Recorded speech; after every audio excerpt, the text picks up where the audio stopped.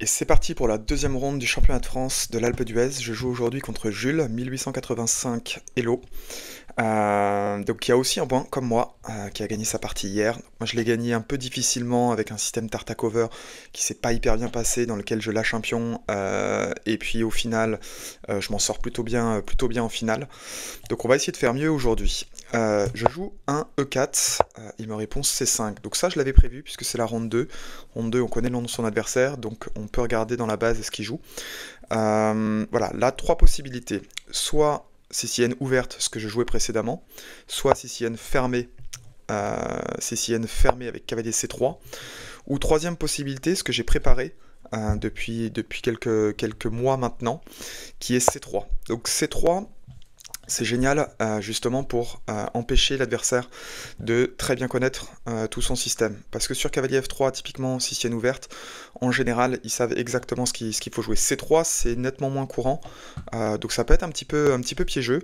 Et puis ça sort un peu des structures classiques, typiquement des dragons ou des dragons accélérés que les noirs aiment bien jouer sur la sicilienne.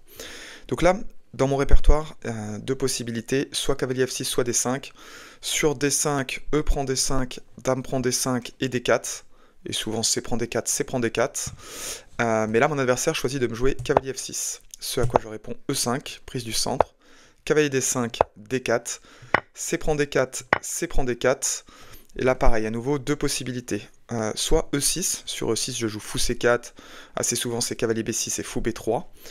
Deuxième possibilité, c'est D6. Donc là, mon adversaire choisit de me jouer la variante avec D6. Je sais que sur D6, là, je suis encore dans ma prépa, je dois jouer cavalier F3. Et là, mon adversaire me surprend en jouant le coup E6. E6, pour moi, c'est soit D6, soit E6. J'avais jamais trop vu D6 et E6. Donc je réponds finalement ce que j'aurais joué s'il avait joué d'abord E6, qui est le coup fou C4. Là-dessus, il me répond fou E7. Je m'attendais plutôt à cavalier B6, mais il a préféré jouer fou E7. Donc là, je pense pas qu'il y ait grand chose, parce que fou prend cavalier, pion prend. On a l'impression que ça lui fait des pions doublés, mais simplement il peut venir à nouveau échanger le pion ici par exemple. Donc ça me plaisait pas tant que ça et j'avais pas envie de donner ma paire de fous. Donc je préfère continuer normalement, je continue par petit roc. Petit roc, cavalier C3, je me développe. Cavalier prend C3, B prend C3. Donc là, je commence à bien aimer cette structure, et je sais que notamment quand cette structure est orientée du côté du roc, souvent ça mène à des attaques, là contre les noirs. Donc il joue D prend E5. Je reprends plutôt du cavalier, hein, évidemment, parce que sur D prend E5, il y aurait un échange des dames, et j'ai pas envie d'échanger les dames, on n'est pas là pour ça. Cavalier prend E5, cavalier D7.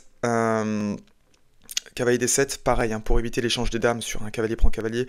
Et puis, au passage, si jamais cavalier prend cavalier, pion prend cavalier, je me retrouve avec une structure très mauvaise avec les pions C3 et A2. Donc j'ai décidé de jouer fou F4. L'autre coup que j'aurais pu jouer et que me conseille l'ordinateur, c'est F4. F4, prise d'espace, potentiellement à un moment donné pouvoir avancer aussi sur F5. Mais je sais que c'est un petit peu plus dangereux sur des coups comme Dame B6, ça affaiblit un peu cette diagonale. Donc j'ai préféré développer mes pièces et jouer logiquement. Donc je joue fou F4. Il me répond par fou F6. Tour E1. Donc toujours la même chose, hein, c'est pour éviter, après tous les échanges, de me retrouver avec un échange de dames. Et là, il me surprend. Première fois qu'il me surprend vraiment, on va dire, dans cette partie, avec un coup que je juge un peu douteux à ce moment-là, qui est fou prend cavalier. Je comprends qu'il ait envie d'échanger, mais en fait, je suis un peu étonné qu'il commence par faire fou prend cavalier. Je pensais plutôt à cavalier prend cavalier, fou prend cavalier, puis fou prend fou. Plutôt dans cet ordre-là. Mais lui, il commence par jouer fou prend cavalier, ce qui me donne la possibilité de garder la paire de fous en jouant D prend. Donc là, j'ai calculé un peu. Et en fait, sur D prend fou, je me suis dit qu'il pouvait jouer cavalier B6, m'attaquer à la fois le fou et puis menacer l'échange des dames. Donc que sur cavalier B6, fou B3, je vais montrer la variante. Hein.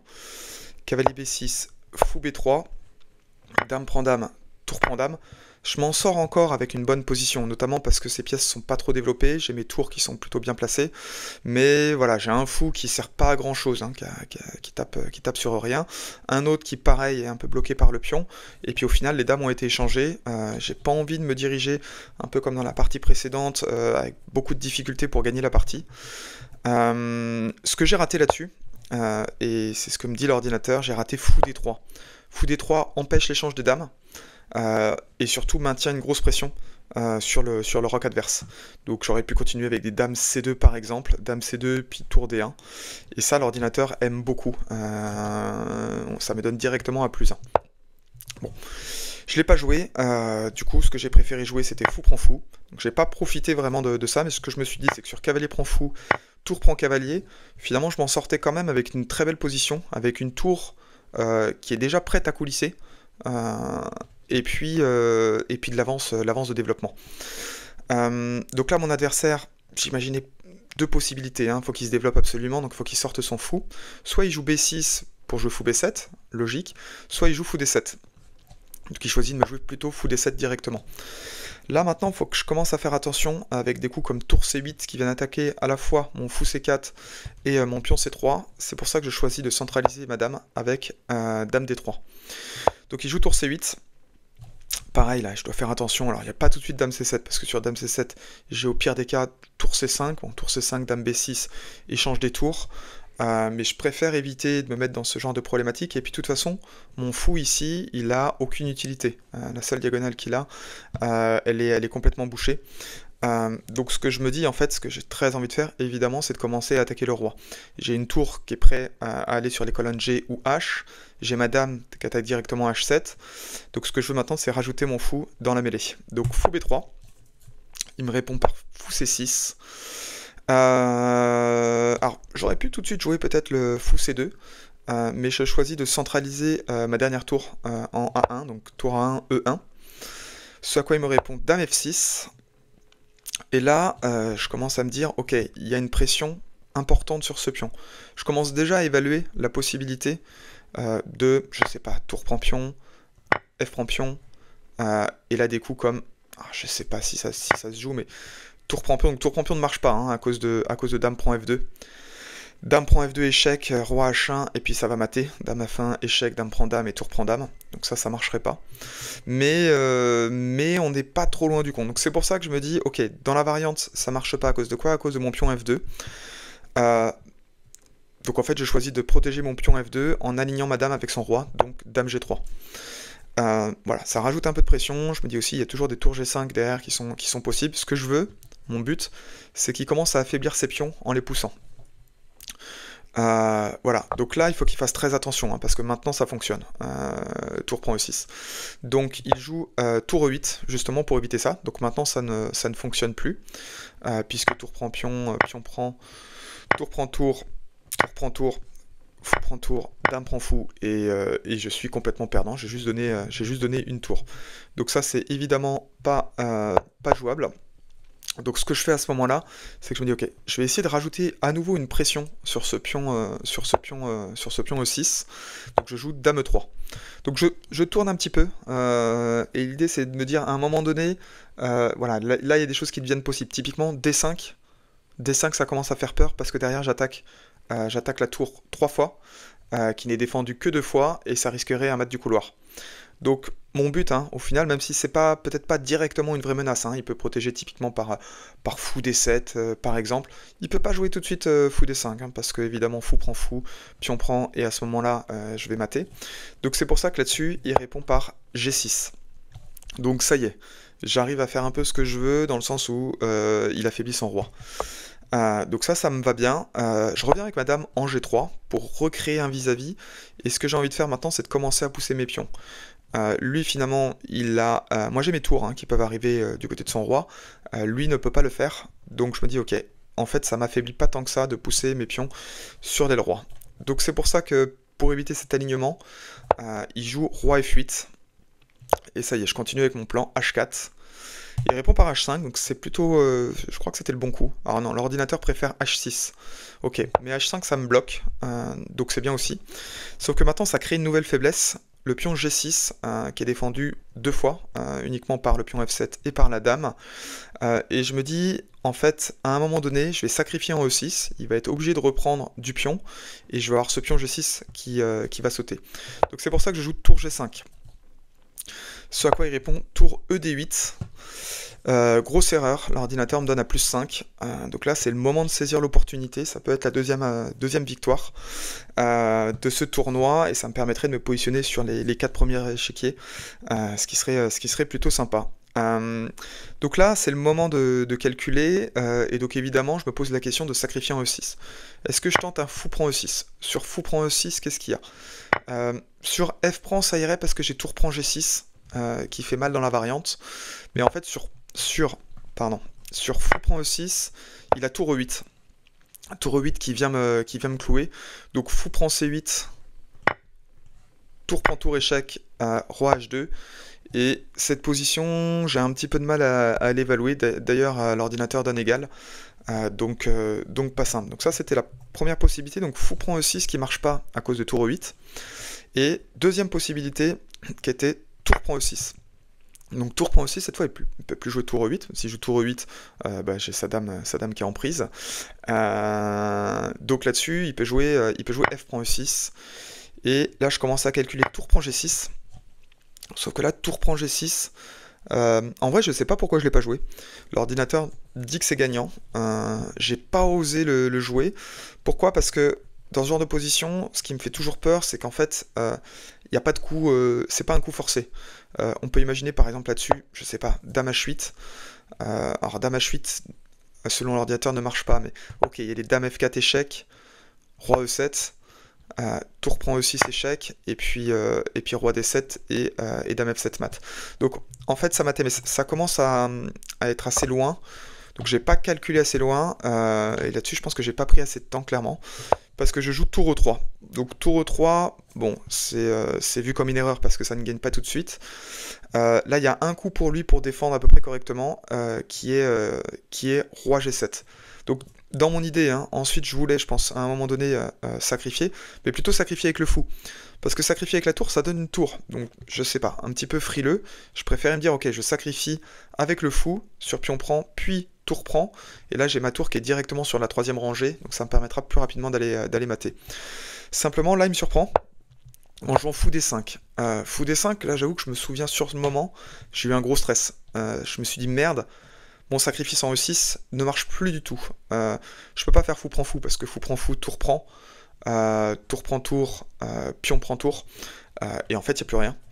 Et là, je considère que j'ai à nouveau un petit peu de chance, parce qu'en fait, je vois le coup fou C2 que je joue, qui est très bon, qui vient mettre à nouveau une pression sur G6. Et là, en fait, on revient un peu dans la même thématique, simplement au lieu de sacrifier sur E6, je vais sacrifier sur G6. Donc c'est ça mon plan. Là typiquement il aurait dû jouer un coup qui me semble très difficile à jouer, qui est roi G7. Très difficile parce que j'ai à minima tour prend H5 qui gagne un pion immédiatement, puis je peux revenir en G5 et éventuellement commencer à pousser. Ok, je sais pas s'il peut ramener sa tour en H8, mais je pense que roi G7 était très dur à jouer. Donc bon, c'est un peu normal, hein. Il est pas mal sous pression depuis le début. Je pense qu'il a beaucoup calculé sur les sacrifices que j'aurais pu faire à plein de moments. Donc c'est pour ça qu'il joue, je pense qu'il essaie de consolider, hein, la sixième rangée, donc il joue le coup qui lui semble utile, qui est tour C6. Sur tour C6, là c'est le moment, je me dis c'est le moment, on est là pour jouer, on est là pour gagner, donc je sacrifie. Fou prend G6, pion prend G6, tour prend G6. Donc là j'ai donné une pièce pour 2 pions. Simplement, ce que j'ai calculé là-dessus, alors je pense qu'il y a plusieurs possibilités, hein. Il y avait dame H8 ou dame F7, qui sont les 2 coups possibles. Moi là-dessus, ce que je m'étais dit dans les 2 cas, que ce soit sur dame H8 ou sur dame F7, j'ai toujours dame G5. Et dame G5, j'ai l'impression que ça va faire tellement mal. Au pire des cas, moi j'ai toujours des tours F6 échecs, voire des tours H6 qui viennent attaquer la dame, et après je vais prendre H5, et je vais pouvoir, si je commence à décaler ma dame, rajouter une 3e tour. Lui, ses pièces sont totalement décoordonnées. Sa tour sur la 6e rangée, finalement, elle joue plus du tout, hein. Elle tape sur C3, mais C3 est bien protégé.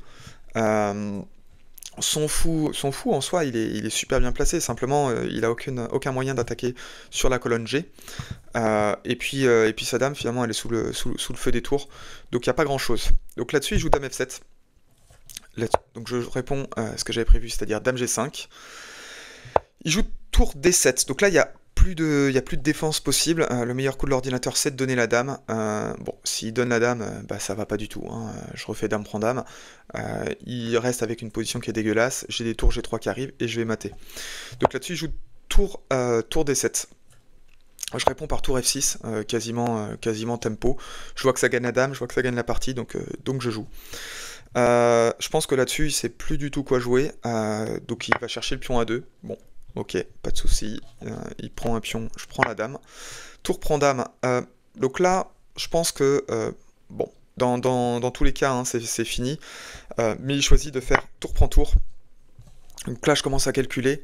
Bon, il y a différents échecs possibles, mais en fait, ce que je vois, c'est que je vais commencer par ramener son roi sur la colonne G et ensuite venir le mater avec la tour. Donc là, je sais que c'est gagnant, hein. Je sais que je suis pas loin du mat, mais il faut conclure. Il faudrait pas qu'il arrive à trouver une petite forteresse, à s'enfuir et à commencer à avoir. Parce que finalement, il a quoi? Il a tour et fou contre dame. Je sais que dans certains cas, ça peut se défendre, mais quand les pièces sont bien organisées. Donc c'est le moment d'être agressif et de conclure. Donc dame D8 échec, roi G7, tour G3 échec. Et là, il joue donc roi H6, bon, deux possibilités, hein, roi H7 ou roi H6, qui revient un petit peu au même. Donc il joue roi H6. Et là, alors j'ai deux maths possibles, mais je trouvais que le mat de l'épaulé était le plus sympa. Donc premier mat possible, hein, c'est dame G5 échec, roi H7, dame G8 échec, roi H6 et dame G6 mat. Deuxième mat possible qui est aussi qui me paraissait un peu plus sympa. Dame H8 échec, tour H7 et dame F6 mat. Donc très content, victoire sur la ronde 2 et adversaire super sympa qui me laisse placer le mat sur l'échiquier. C'est quand même rare, souvent il y a l'abandon avant.